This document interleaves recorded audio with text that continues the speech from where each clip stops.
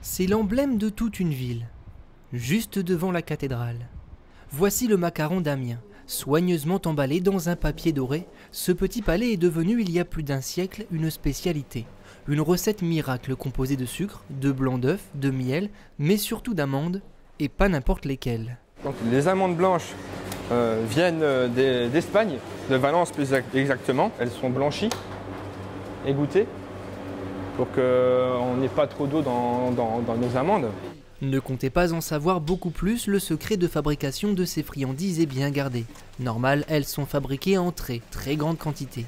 En période de fête, 35 000 macarons quittent chaque jour ces cuisines, alors tout doit être millimétré.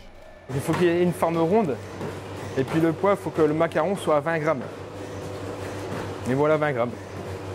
Derrière cette croûte légèrement dorée, il y a tout un savoir-faire, celui d'Emmanuel. Macaronnier depuis 32 ans, sa technique relève de la maestria.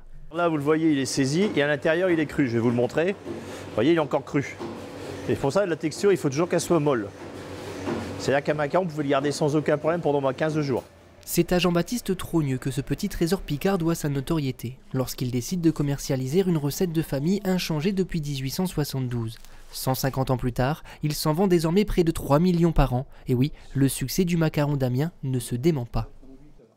Quand j'ai Amiens, c'est des macarons. Pourquoi? Pour ramener chez moi à Angers.